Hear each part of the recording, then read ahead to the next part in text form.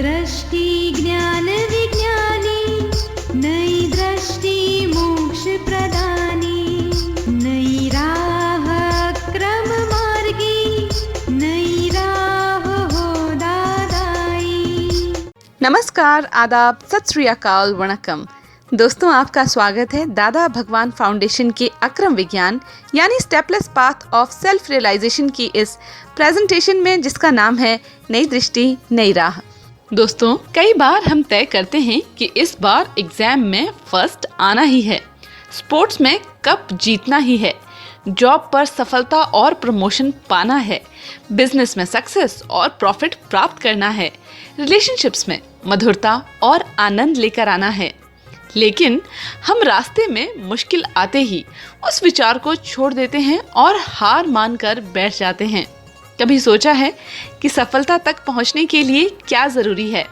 किसके ऊपर आधारित है ये सफलता और असफलता? ज्यादा काम करो तो क्या ज्यादा सफलता मिलती है? असफलता से क्या हमारी प्रोग्रेस रुक जाती है? चलिए, इन सारे सवालों के जवाब सुनते हैं हमारे प्यारे आत्मज्ञानी पूज्य निरुमा से। पुष्पा बहन कहती कि भाई we feel alone and sometime we fail to achieve our goal even we are working very hard. कहती कि अकेलापन लगता है, राइट, और बहुत ही काम करने के बाद भी आपने जो तय किया है वो गोल अधूरा रह जाता है या उसमें सफलता नहीं मिलती है। ऐसा है, ये सफलता मिलने या न मिलने के पीछे हमने अभी थोड़ी देर पहले बताया कि इसके पीछे हमारा पुण्य और पाप कर्म का पीछे हाथ रहता है। अगर हम पुण्य कर्म हमारा उसके साथ रहा ना, साथ देता है हमारा पुण्य, तो सफलता मिल जाती है, और नहीं पाप का साथ आ गया तो नहीं मिलती है। तो हम हमारा कार्य करे जाओ, फिर सफलता मिले या ना मिले, जो भी मिले, सफलता या असफलता, दोनों के लिए स्वीकार करने के लिए तैयारी रखो। क्या दोनों को एक्सेप्ट करो, जो भी दोनों में से एक मिले। असफलता मिले तो भी उसको एक्सेप्ट करो, जो हुआ सो ही न्याय है, करेक्ट है। तो आपको शांति रहेगी, भुगतना नहीं आएगा। नहीं, वैसे तो मुझे शांति रहती है, मैं कभी दुख नहीं फील करती हूँ। बहुत अच्छा, बहुत अच्छी बात है। लेकिन कभी ऐसा लगता है कि why it is with me only, वैसा क्यों मेरे साथ ही होता है। यही आपने अपने पिछले जन्म के पुण्य और पाप कर्म का जो लेके आते हैं, गठरी लेके आते हैं, उसके हिसाब से मिलता है। और जो आपको लोनलीनेस लगता है, वो मन की स्थिति है। क्या आप अकेले है ही नहीं, आपके अंदर परमात्मा है। एक बार उसे पहचान लो, फिर आपको ये नहीं पर लोनलीनेस लगेगा। संडे के दिन है, आप जरूर आना। हाँ जरूर, thank you. So change belief, get relief. जी हाँ, यही तो है नई दृष्टि नई राह, new vision, new way of living life with the right beliefs. तो हमारे प्रोग्राम नई दृष्टि नई राह से बस ऐसे ही जुड़े रहिए। नमस्कार निर्मा, मेरा प्रश्न ये है कि कोई भी काम की शुरुआत में पहले यही विचार आ जाता है कि इस काम में मुझे सफलता मिलेगी कि नहीं। तो ये जो नेगेटिविटी है हर टाइम, मतलब पहले से वो बुद्धि दिखाती ही देती है कि ये काम बराबर नहीं हुआ तो मतलब जो काम करने का जो फोर्स है ना, वो कम हो जाता है। तो इसमें से कैसे बाहर निकले? मतलब जो पॉजिटिविटी रखते हैं तो बुद्धि ऐसा दिखाती है कि नेगेटिव होगा तो फिर सेटबैक भी तो आएगा ना। तो ऐसा है, कोई भी काम आप शुरू करने का सोचते हो तो उसको नेगेटिविटी में भी मत जाओ और पॉजिटिविटी में भी मत जाओ। पहले काम को इवैल्यूएट करो। जैसे कि हमें उससे कुछ लेना देना नहीं है, किसी और के लिए हम ये सब कर रहे हैं, ऐसा करके करो।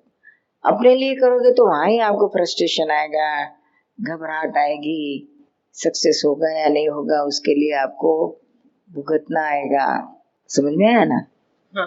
तो जिस किसी और के लिए कार्य कर रहे हो, ये कार्य ऐसा समझ के उसको इवैल्यूएट करो, कितना ये कार्य से कितना सक्सेस होगा, पॉजिटिव कितने प्लस पॉइंट है और कितने इसके माइनस पॉइंट्स है, और फिर प्लस माइनस करके फिर देखो कि इसमें रिस्क फैक्टर कितना है। और लगेगा कि भी हरकत नहीं ऐसा है तो फिर गो अहेड। और एक बार आपने डिसीजन ले लिया कि ये करने जैसा, इसमें इतना ज्यादा रिस्क नहीं है, प्रॉब्लम नहीं आएगा, फिर वंस एक बार आपने उसको डिसाइड कर लिया, फिर उसमें वेवरिंग मत होना। फिर नहीं, पहले जो भी कुछ है सब कर लियो, बाद में नहीं। एक बार डिसीजन आ गया और आप काम करने लग गए, फिर नेगेटिविटी आएगी तो आपके काम में बरकत नहीं आएगी। वो सब पहले करना, बाद में नहीं। और दूसरा एक ये प्रश्न है कि जैसे क्रोध है वो हम करते नहीं है नॉर्मली, जो गुस्सा हमको आता है वो हम सोच के कभी नहीं करते, हमेशा हो जाता है जो गुस्सा। तो क्या चिंता भी ऐसा है कि सोच के नहीं करते, वो अपने आप हो जाती है?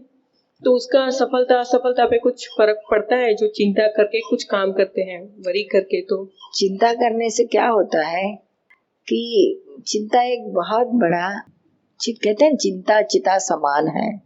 उस समय आपको बहुत सफरिंग आएगा, भुगतना बहुत आएगा, और वही नेगेटिविटी दिखाता है सभी। फिर तो उसमें न पॉजिटिव न नेगेटिव न दूसरा न तीसरा का कुछ बताता है। तो ऐसी हालत में आप कुछ अच्छा डिसीजन नहीं ले पाओगे, कंफ्यूजन में और बढ़ जाओगे, नेगेटिविटी में ज्यादा चले जाओगे। हाँ, ऐसा ही होता है। तो चिंता से कोई फायदा नहीं होता है, और करने से कुछ सफलता मिल जाएगी ऐसा तो है ही नहीं, ऊपर से नुकसान होता है, और उसमें कर्म भी बहुत भयंकर बांधे जाते हैं। एक रात अगर आप सारी रात चिंता करते हो, सो नहीं पाते हो, तो उसी एक रात में आप जानवर की गति बांध देते हो। इंसान को पता नहीं है, आराम से चिंता करते रहता है, अरे लेकिन ये तो मनुष्य में से जानवर में जाने की बात है। और यहाँ ही कितना भुगतता है उस चिंता में। विचार करने का अधिकार है आपको, विचार तक लिमिट रहे तो बराबर है, लेकिन ये विचार फिर बढ़ने लगते हैं, ट्विस्ट होने लगते हैं, और आप उसमें खो जाते हो। और भुगतना जब शुरू होता है तब समझना कि ये अभी चिंता में चले गए, विचारों में से आप भुगतने में चलने लगे तो समझना कि यह अभी विचारों का ट्विस्ट होने लगा है, तो वहां ही उसको काट डालो। नो मोर, अभी कुछ सोचने की जरूरत ही नहीं, बंद करो, दूसरा काम करो। तो एग्जैक्टली पहले ऐसा ही होता था, अभी मालूम पड़ता है कि ये चिंता, ये जो विचार है वो चिंता की ओर लेके जा रहे हैं, तो स्टॉप भी मैं कर देती हूँ और हो भी जाते हैं। लेकिन फिर मुझे ये सवाल आता है कि ये चिंता जो नेचर है हम लेके आए हैं, वो क्या पहले से लेके आए हुए हैं कि ये इस जन्म का ही है कि वो पहले से ऐसा मन की हम? चिंता ये है अहंकार का परिणाम है, वो स्वयं अहंकारी है। उसमें जो भी कुछ हो रहा है उसको हम स्वीकारते नहीं है, और उसका ऐसा नहीं वैसा होना चाहिए, वैसा नहीं वैसा होना चाहिए, ऐसा करते थे तो वैसा होता था, यह सब अपने खुद की पैदाश है। जो चीज हो गई है या होने वाली है उसके बारे में हमें कुछ पता नहीं, उसके कुछ कंट्रोल नहीं है। अभी एक घटना घट गई, उसमें भी कोई कंट्रोल है, once the thing has happened, gone means gone, वापस नहीं आ सकती है। और क्या होने वाला है भविष्य में उसको किसी को पता नहीं, तो फिर क्यों उसके बारे में हम सोच के चिंता कर करके हमारा टाइम बिगाड़े, कर्म बिगाड़े। तो वो जो बार मतलब एक बार स्टॉप करने के बाद वो वापस, समझो पहले तो ऐसा होता था कि सोचते थे, फिर सोच के ऐसा लगता था कि हाँ सोच के भी क्या कर पाएंगे, तो छोड़ देते थे। तो पहले वो बहुत टाइम लगता था, फिर अभी तो क्या होता है कि जल्दी स्टॉप हो जाते हैं, जो वरीज के जो विचार आते हैं वो जल्दी स्टॉप, लेकिन वो फिर वापस हफ्ते में, पहले ऐसा होता था तुरंत आ जाते थे, अभी ऐसा होता है एक हफ्ते के बाद वापस आते हैं, वही के वही। तो उसको कितना उसको धकेलते रहे कि नहीं धकेलते नहीं, उसको निकालो, सॉल्व करो, आउट करो, परमानेंट उसको अलग रखो। तेरे से कोई लेना देना नहीं है, गेट आउट।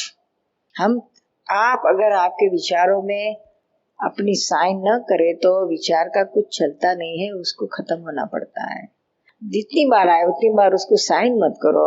साइन मीन्स आप उसमें सहमत मत हो, डोंट एग्री, उसके साथ में एग्री मत होना, तो विचार खुद ब खुद निकल जाएंगे, खत्म हो। जय सच्चिदानंद। दोस्तों, कई बार हम सबके मन में ये सवाल उठते हैं कि इतनी मेहनत करने पर भी कभी कभी हमें सफलता क्यों नहीं मिलती, कोई ना कोई समस्या क्यों खड़ी हो जाती है। क्या हमें सक्सेस या फेलियर नसीब से मिलती है या फिर हार्ड वर्क से मिलती है?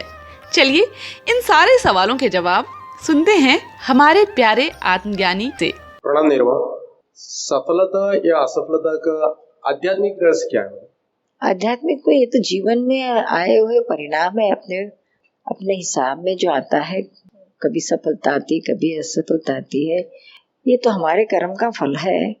और व्यवहार में हम हमारी ओर से तो सफलता के लिए ही सब कुछ करते हैं, और मेहनत जो भी कुछ है सफलता के लिए ही करते हैं। लेकिन हर समय हमारे हाथ में परिणाम तो नहीं है।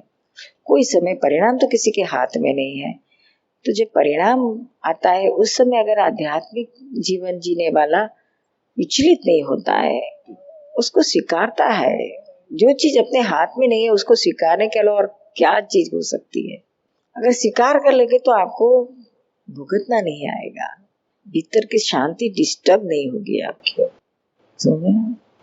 दोस्तों, सफलता के लिए स्ट्रॉन्ग डिसीजंस कैसे हेल्पफुल हैं? कैसे हमारी असफलता एक पॉजिटिव स्टेपिंग स्टोन के तरीके से इस्तेमाल कर सकते हैं? अगर लाइफ में बहुत सफलता मिलती है तो उसको बैलेंस्ड वे में कैसे अपनाएं? चलिए इन सारे सवालों के जवाब सुनते हैं हमारे प्यारे आत्मज्ञानी से। मेरी लड़की को परीक्षा आती है तो टेंशन आ जाता है, तो उसको टेंशन में देखकर मुझे भी टेंशन आ जाता है, तो क्या करें? कुछ करना नहीं, टेंशन ना करो। एग्जाम बेटी की है, आपकी थोड़ी है। ऊपर से बेटी को हिम्मत दो, हौसला दो। आपको टेंशन आ जाता है, उसकी टेंशन देखकर तो उसका टेंशन 10 गुना बढ़ जाएगा। समझ में आया? उस समय आपने कई फर्ज क्या है, माँ की फर्ज क्या है कि आप तो बिल्कुल टेंशन में नहीं आना चाहिए, मुक्त रहना चाहिए, और बेटी को हिम्मत देना चाहिए। उसको टेंशन में से मुक्त करवाने की आपकी फर्ज है। यहाँ तक आप बेटी को कहे, बेटी कोई फिक्र, टेंशन में मत आ, तो तूने इतनी सुंदर पढ़ाई की है तो तू पास हो ही जाएगी, अच्छे मार्क्स आएंगे ही। और अगर नहीं भी आए तो कोई फर्क नहीं पड़ेगा। फिक्र मत कर, पढ़ाई जितनी है उतनी कर, ज्यादा पढ़ाई करने की भी जरूरत नहीं है। साल भर जो किया है बहुत किया है। अभी एग्जाम के टाइम में कुछ ज्यादा पढ़ने से भी ज्यादा आ जाएगा और मार्क्स ज्यादा मिल जाएगा, ऐसा कुछ नहीं है। ऊपर से टेंशन से जो आता है ना वो सब भूल जाता है, ऐसा होता है। हाँ, तो टेंशन बहुत बुरी चीज है बच्चों का। अभी के जमाने में टेंशन बहुत बढ़ गया। ये जनरेशन में बहुत टेंशन। छोटे छोटे बच्चे रहते हैं ना, केजी में पढ़ते तो भी एग्जाम का टेंशन। अरे क्या टेंशन! और बच्चों से ज्यादा माँ को टेंशन। छोटे बच्चों को कितना टेंशन होगा, और माँ को ज्यादा टेंशन, और माँ बच्चों के अंदर टेंशन के साथ। और इतना ही नहीं, अपने पति के दिमाग में भी टेंशन। आपको तो कुछ फिक्र ही नहीं है। बच्चे के एग्जाम आए, आप तो टीवी देखते हैं, घूरते हैं, क्या करते हैं। अरे वो क्या बाप पढ़ने बैठेगा या माँ पढ़ने बैठेगी? पढ़ो, जितना पढ़ाई होती है उतना पढ़ो, ना पढ़ा है तो सो जाओ। आप भी सो जाओ, उसको भी सोने दो। एग्जाम के वो आई नहीं है, वो बेलगाम पढ़ती, बेलगाम रड़ने लगती। ओ, बेलगाम में क्या मेडिकल में पढ़ती है? फार्मेसी में पढ़ती है। तो कुछ नहीं, आपने रोने की जरूरत नहीं है। उसको फोन से हिम्मत दो, और कितना भी करके पास हो ही जाओगी। और नहीं हुई तो भी कोई फर्क नहीं है। 4 साल के बड़े 5 साल में भी फार्मासिस्ट होगी तो भी हमको कोई हर्ज नहीं है। तो बोलती हूँ बस जागृति में। अभी आप सुन रहे थे नई दृष्टि नई राह। ऐसे सभी प्रकार के व्यवहारिक और आध्यात्मिक प्रश्नों का खुलासा हो, ऐसे प्रोग्राम्स का आयोजन हर रोज होगा। हम आपके प्रतिभाव यानी कि विचार जानने के लिए भी उत्सुक हैं। अधिक जानकारी और अपने फीडबैक्स के लिए वेबसाइट नोट करें hindi.dadabhagwan.org। यहाँ पर आप सेमिनार्स की information, books, audios, videos free of charge access कर सकते हैं, या फिर ईमेल करें dadaonradio@us.dadabhagwan.org। आप हमें कॉल भी कर सकते हैं at 1877-505 दादा एक्सटेंशन 23 और टीवी पर हमारे प्रोग्राम्स देखना ना भूलें।